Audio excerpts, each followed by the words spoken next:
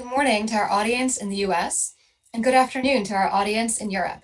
I am Jennifer Gordon, and I'm the Managing Editor and Senior Fellow at the Atlantic Council Global Energy Center. Welcome to today's discussion of building partnerships through nuclear energy cooperation, which is part of the Atlantic Council's 6th Annual Central and Eastern Europe Energy Security Conference. This session is on record and open to the public. This event will be live streamed, and it is available on the Atlantic Council's YouTube page, the Atlantic Council website, Facebook, and Twitter. We encourage you to post about today's discussion and to share on social media using the hashtag NRGSecurityCEE and tagging us at AC Global Energy. Those of you who are participating by Zoom may submit questions in the Q&A portal, which is located at the bottom of your Zoom screen at any time during the event. Now I am delighted to introduce today's esteemed panelists. His Excellency Piotr Naimski, Secretary of State in the Chancellery of the Prime Minister of Poland and Government Plenipotentiary for Strategic Energy Infrastructure. His Excellency Wacław Bartuszka, Ambassador at Large for Energy Security, Ministry of Foreign Affairs of the Czech Republic. Good morning. Good morning. Andrea Lockwood, the Deputy Assistant Secretary for Africa, Middle East, Europe, and Eurasia in the Office of International Affairs at the U.S. Department of Energy. And David Durham, President of Energy Systems Business at Westinghouse Electric Company. So thank you all for being here. My first question is for Minister Naimski. Poland is keenly interested in building a nuclear energy program.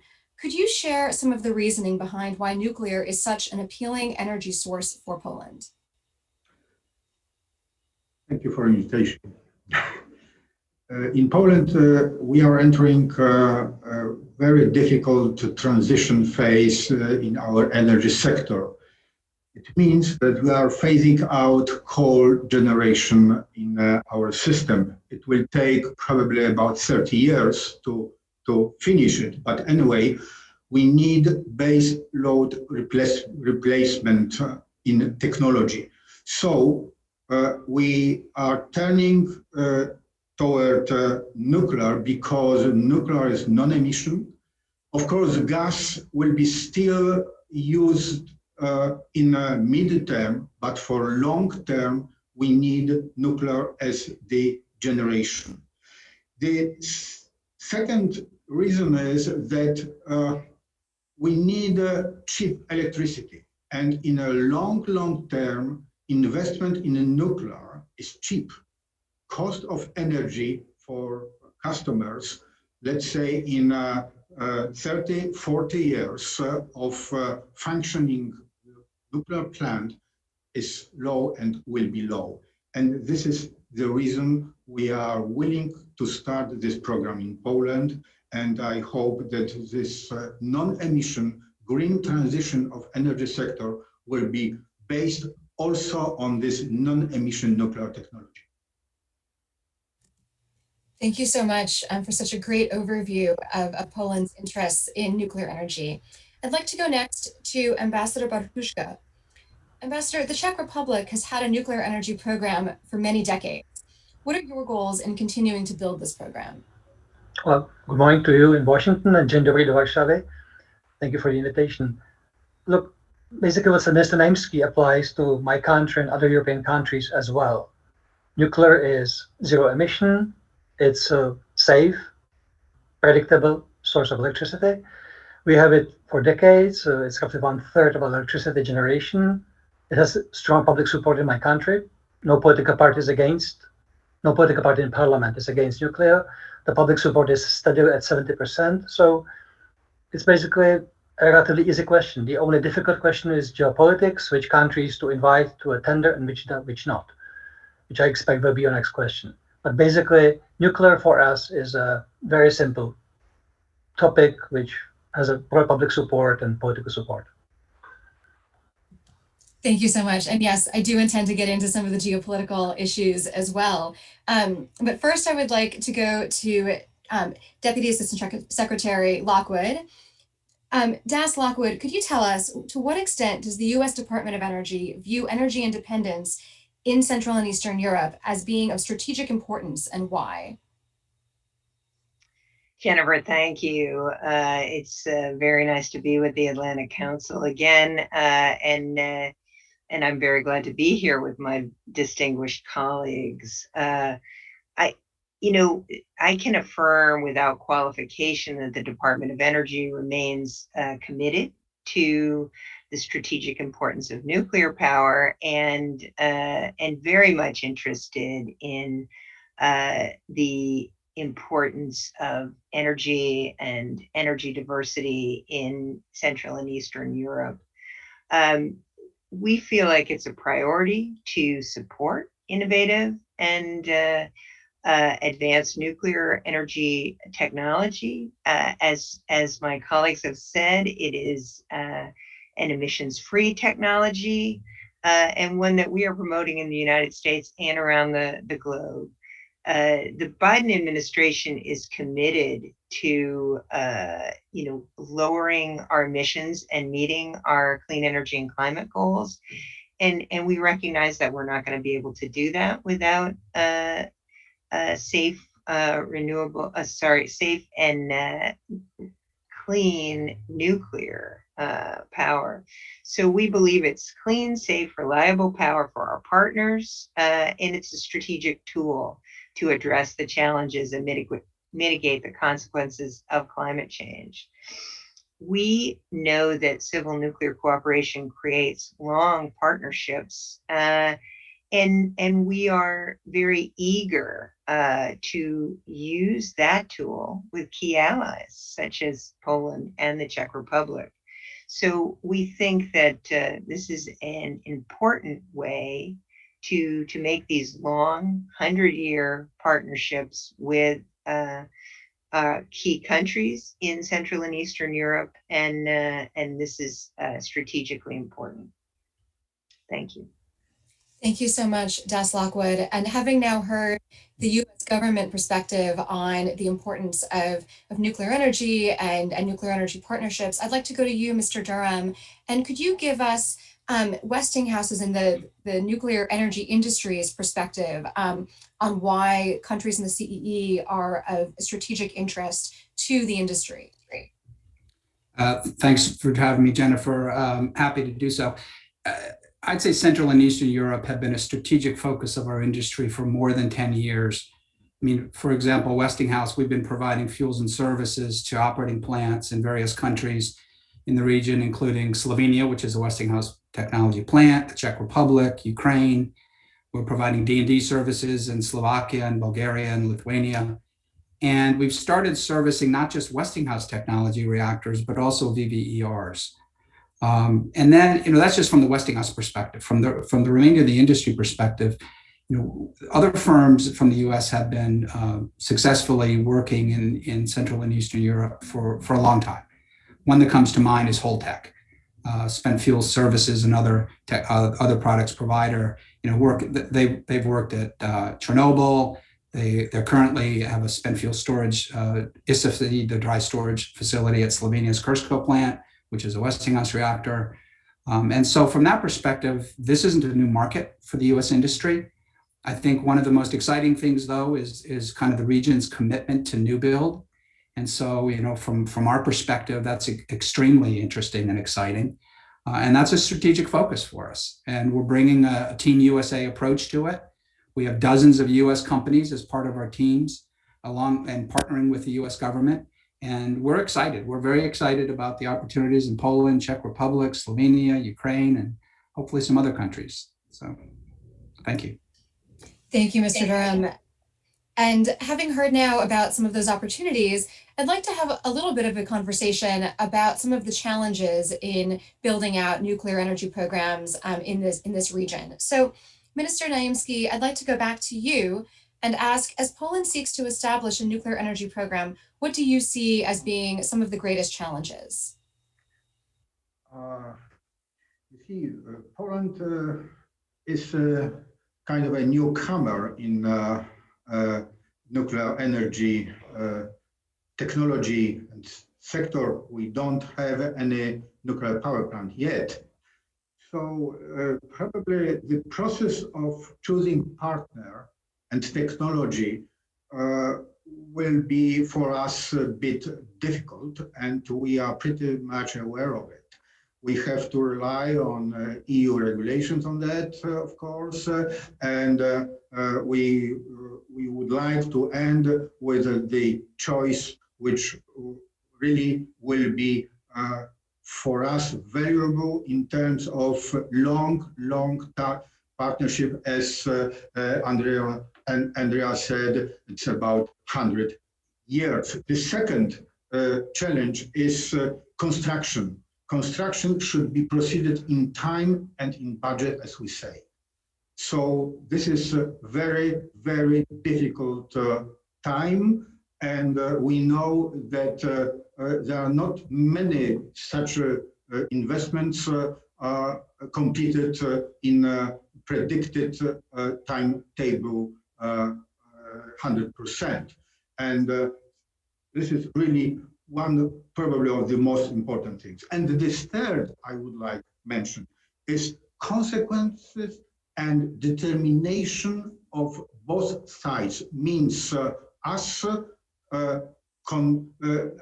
with the investment, with the preparations before, and then operation of the nuclear power plant, and partners or partner who will be the vendor, but not only the vendor, will stay with us for decades or dozens of years. So it needs determination on both sides, going beyond one or even several terms of in the government and parliaments, and it needs stability in strategy, which is probably one of the most difficult things if you are talking about 60 or 80 years ahead of us.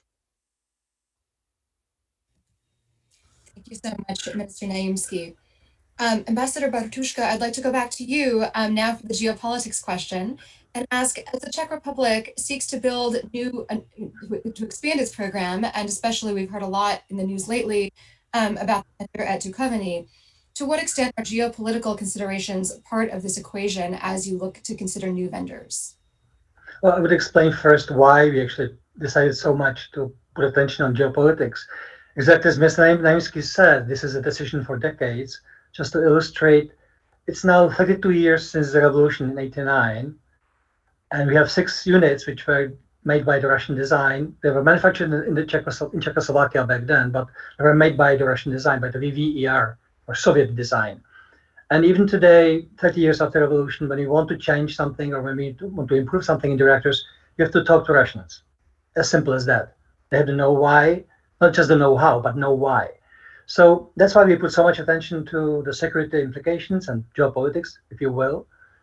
And the government tasked security services, plus the Ministry of Foreign Affairs and Ministry of Interior, to assess which countries should be invited to tender and which should not. We have submitted a recommendation some time ago. There was difficult political discussion because not inviting Russia and China these days is a political choice of rather big importance. In the end, the government followed the recommendation we gave, and we're now talking only to the Western vendors. So it's US, France, South Korea. We understand fully that this is really for a century. This is not just for 1 or 2 governments. This is a decision for our grandchildren, basically. They will have to live with what we decide and how we decide. So it's politically, I would say, one of the most challenging decisions for government, that's for sure. So in our case, we have now opened the doors only for the Western bidders. And the big question remains, of course, whether those companies are able to deliver on time and budget, exactly as Mr. Naimski said. I did visit all sites of the Generation 3 in the world, from China to US, from Finland to Russia to France. Not a single site was built on time and budget, not a single one. So we understand that this is a challenge, and we will be demanding customer. Trust me on that. Thank you. Ambassador, thank you. Das Lockwood, I'd like to go to you again. As the United States finds itself in competition in Central and Eastern Europe, and also globally, I should say as well, with other countries that are also nuclear energy vendors. What are some of the challenges that the United States faces, and how can we overcome them?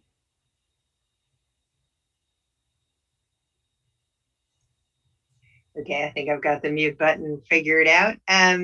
We definitely recognize that we're in competition, and that just having the superior technology and commitment to safety, security, and resiliency isn't always enough to place us in the correct place on market share. We believe that we need to work with our partners, both inside the U.S. government, the U.S. Export-Import Bank, and the International Development Finance Corporation, with others that we can. The Commerce Department to expand support for nuclear power, and also work with our partner countries very closely to help them meet their EU requirements, to help put together the policy frameworks that are going to make nuclear a transparent and understandable long-term option. And the U.S. has the expertise to do that. And we certainly do see, as Ambassador Bartushka mentioned, the geopolitical aspects of this, and think that these long partnerships with the U.S. are important, and it's important for us to be able to demonstrate why we feel our nuclear technology, our non-proliferation commitments, our safety commitments are preferable, and demonstrate that along with support. We're never going to be able to offer, in terms of government support and initial contracts, what the Russians and the Chinese packages look like, but I think there has been a demonstrated reason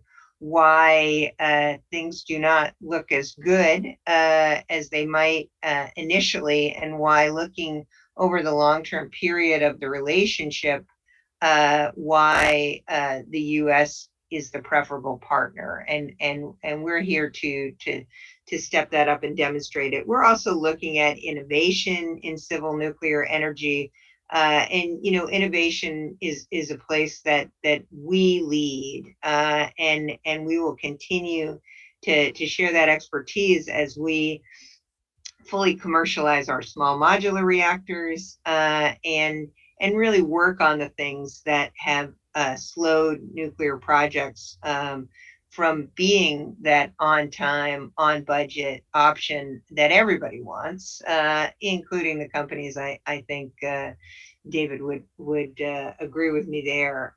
So we are looking to get a larger share of the nuclear market, and we think we are well positioned and looking to be nimble, and add our expertise as a U.S. government to help make that happen. Thanks. Dennis Lockwood, thank you so much. And thank you for raising this question of how the United States can compete against state-owned nuclear enterprises. And as you mentioned, in the last few years, we've seen a number of steps, I think, in the right direction, especially the reauthorization of the U.S. Export-Import Bank and the lifting of the DFC's ban on financing nuclear projects. But Mr. Durham, I'd like to turn to you and ask, beyond those measures, what more can we do in the United States to truly be competitive? And what are the challenges that still remain? Thanks, Jennifer. Well, I think at the end of the day, our challenges, as far as exporting technologies, we've got that down. U.S. industry has that down. We've licensed our technology in over 30 countries. I mean, Westinghouse personally created two of our competitors, state-owned EDF, Framatome, and the state-owned KHNP KEPCO. And so we know how to export technologies.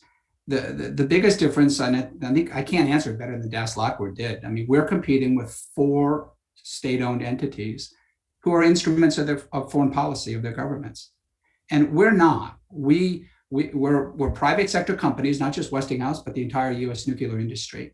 But here, I think we have a perfect situation where the U.S. government's interests, the interests of Central and Eastern European governments, and the U.S. privately owned nuclear industry are all kind of perfectly aligned for reasons of decarbonization, for reasons of energy security, for reasons of, quite frankly, national security, as the ambassador referenced. And so from that perspective, that getting that partnership right is important. And I think that what the US government has done with the Polish government, with the IGA that was signed, I think that's getting it right. And we're all working together to try to make this come to fruition. And I'd share that there are I just got back from a 2-week trip to Poland and Czech Republic and Slovenia, and been in contact with other Central and Eastern European countries in the last couple of weeks. And there are several other countries that are interested in the same kind of approach. So I think from that perspective, that partnership, because it is going to be an 80 to 100-year partnership, that partnership between US industry and US government is critical. And right now, I think we're seeing a perfect alignment of interests.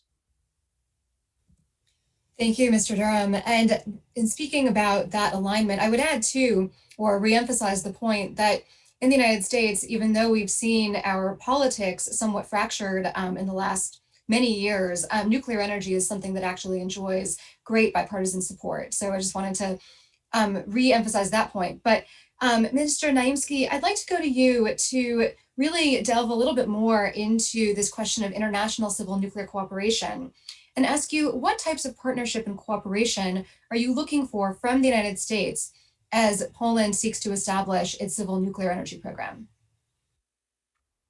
Actually, we started our cooperation, if I may say, Andrea, with the United States a few years ago with a strategic energy dialogue between our government and American government means DOE.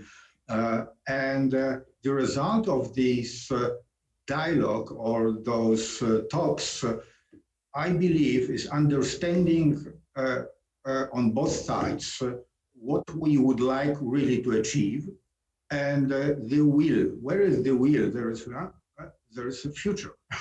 So we have IGA. We have this intergovernmental agreement between American and Polish government saying that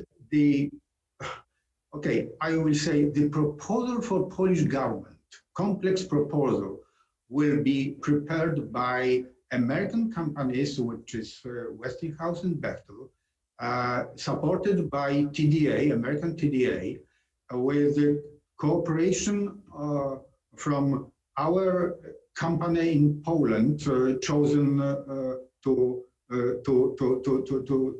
proceed with our nuclear project. And next year we'll have this proposal on the table. And this is this kind of cooperation, kind of presidential cooperation, which I believe is the very good beginning. What we need proven technology. We need a partner willing to stay with us and take the risk of the investment with us, share the risk with us, and stay with us not only for 20 years, but as I was saying, for probably 100 years. And I believe this is possible to achieve. Thank you, Minister Naimski. And Ambassador Bartuszka, I want to go back to you and ask, what do you think are the best opportunities for energy cooperation more broadly and civil nuclear cooperation specifically between the United States and the Czech Republic?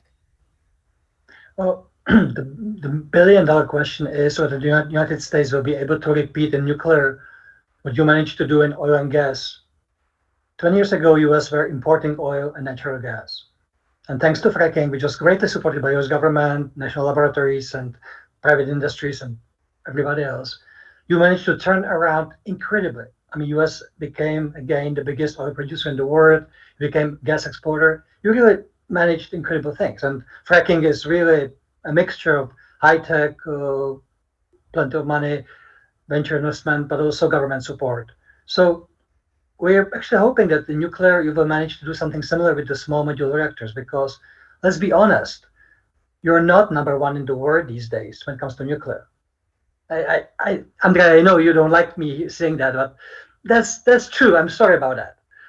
And you should be. I mean, you have incredible research base. You have incredible universities and national laboratories. You are, from Apple to Facebook to whatever. I mean, you are in many areas number one. In nuclear, you're not.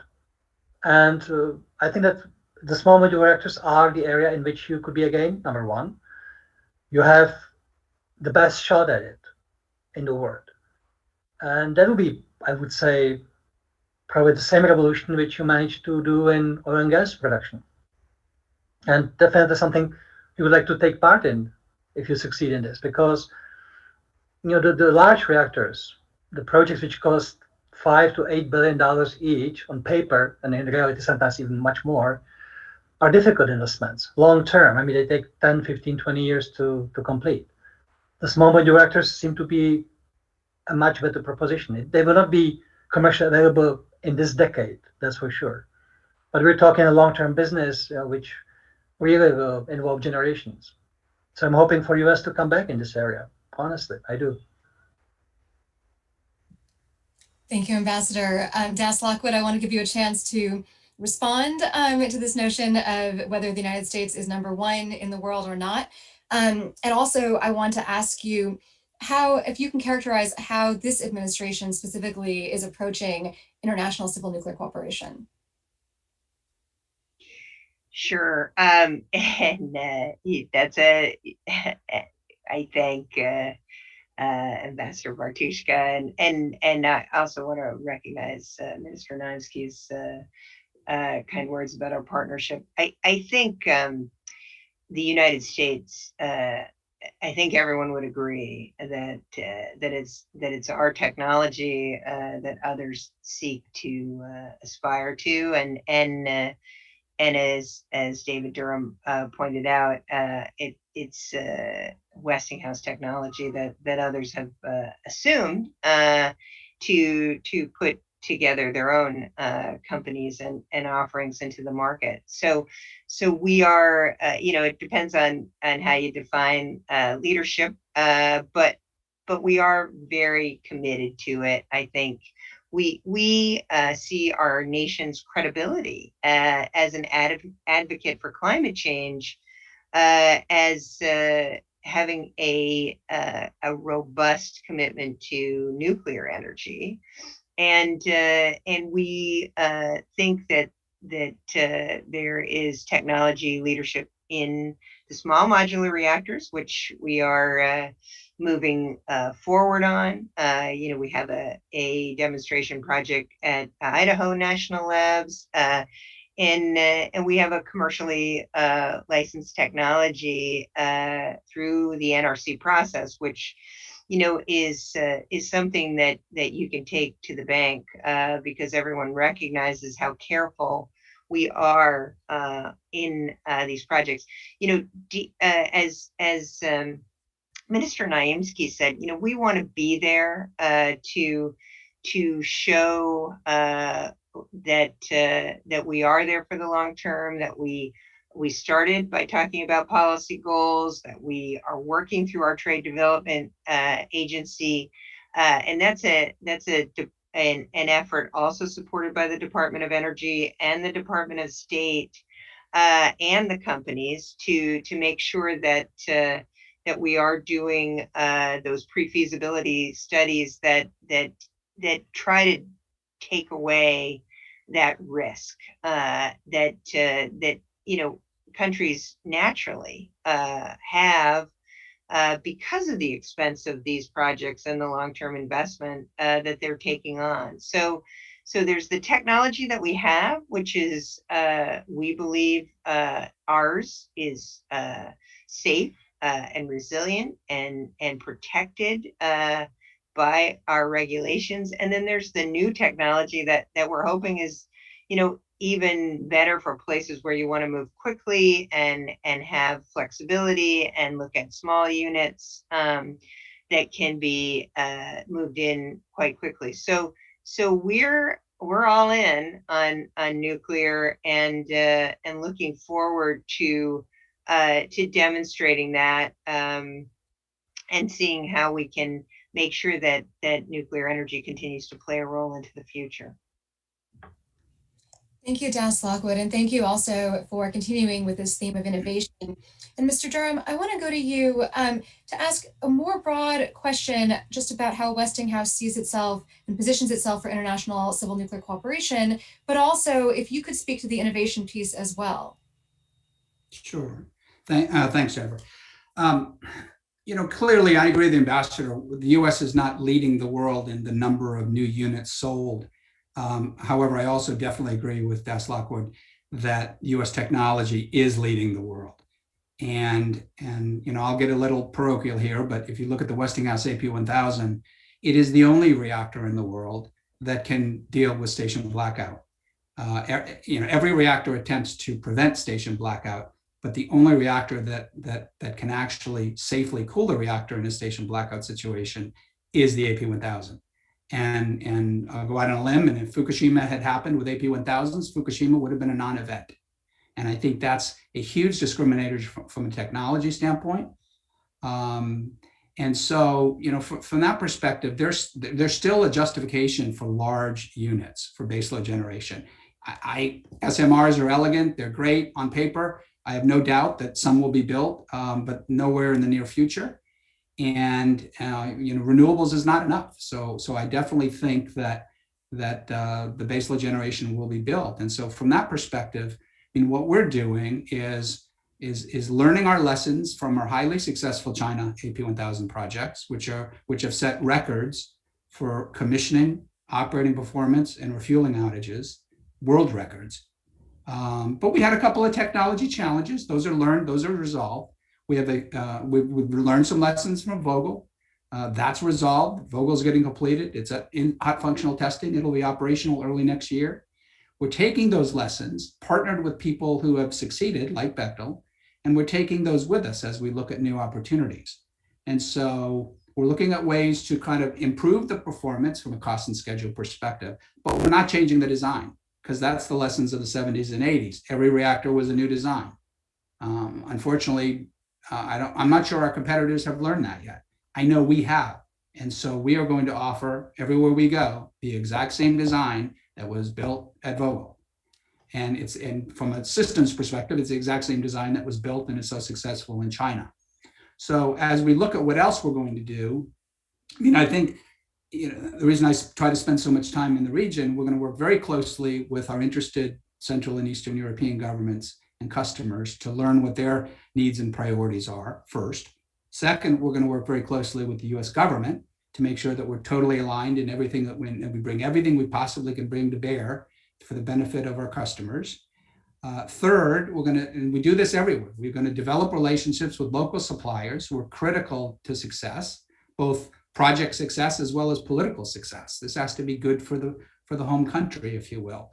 And it's important for us to help improve their capabilities to be nuclear suppliers so that they can then support us and other countries all around the world in the nuclear industry. And then I'd say fifth, we're going to work we have some key US suppliers who we will not change out from. We've learned lessons, we've powered through it, and we're going to stay with them and so that it's good for the US as well from a jobs perspective. So that's really kind of how we position ourselves. Thank you, Mr. Durham, and thank you for showing us how to really balance the question of innovation with the technology that we currently have and that works. And Minister Naimski, I'd like to go back to you for a moment and ask you to address this question of innovation in contrast to the traditional light water reactors.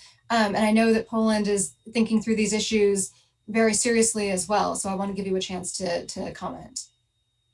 You see, we have to rely on a large scale units for let's say, to the transition or energy transition, as I was saying at the beginning of our panel, we need 20-25% of generation based on this nuclear sector. So we started and we proceed with the program of building 6 units, large scale units, 6 something or more gigawatts.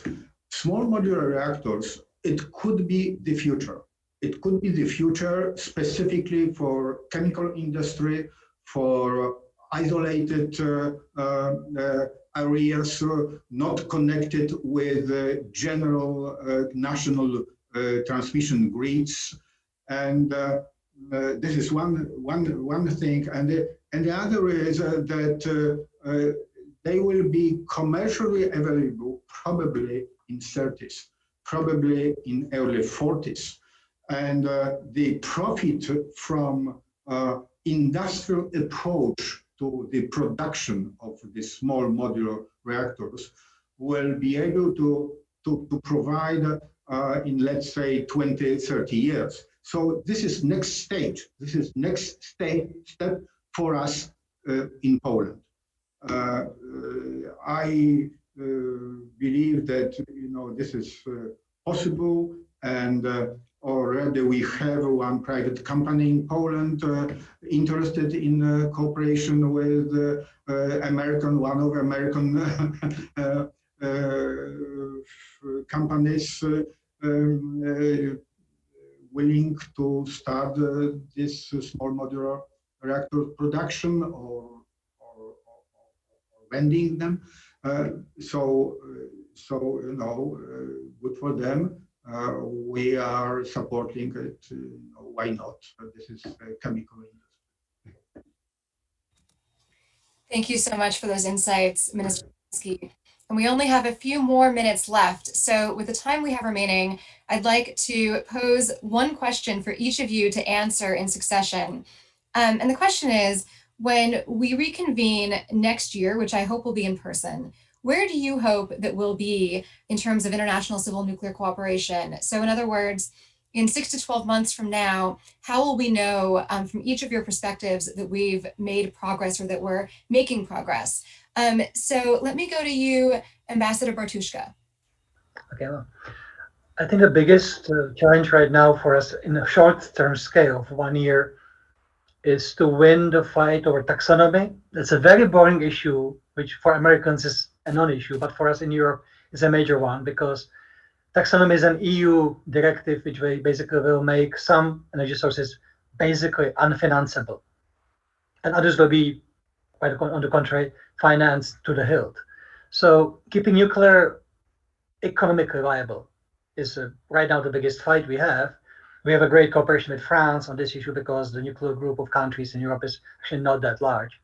So that's the biggest fight we have. I hope that a year from now, we'll be able to say that nuclear remains not just legal, but financially possible in Europe. I think we will win. Absolutely. Thank you, Ambassador. And Das Lockwood, to you, in the next 6 to 12 months, how do we know that we're making progress? Well, we want to work with Poland on getting through the EU process and be supportive wherever we can on that. We are working closely with the EU to make sure that they are looking broadly at clean energy technologies, because along with the International Energy Agency, we believe there isn't any way to get to our clean energy goals without supporting nuclear. I hope that we will also be in more substantive discussions on how we move forward with the Czech Republic, with Slovenia. We're talking to folks in other parts of the world as well, because we are very committed. So it's an exciting time, and I hope we have great progress to report. Thank you, Das Lockwood. Mr. Durham, the next 12 months. The next 12 months are going to be very important and very busy. And I think we're clearly very bullish on our outlook for Central and Eastern Europe in the next 12 months. I think, Minister Naimski mentioned earlier that we've got a proposal due right about 12 months from now. And so that'll be important for solidifying the standing of the relationship between the Polish governments and the US governments, which includes Westinghouse and Bechtel and others. And also around that same time frame, we will, knock on wood, be submitting our proposal to the Czech government as well, or to CEZ, for that new build project. So I think that from that perspective, a lot will be happening right around 12 months from now. I think we'll also see some progress in Slovenia and perhaps in Ukraine and some other countries as well. So we're very excited, we're very bullish, and I think we're going to be very busy for the next 12 months.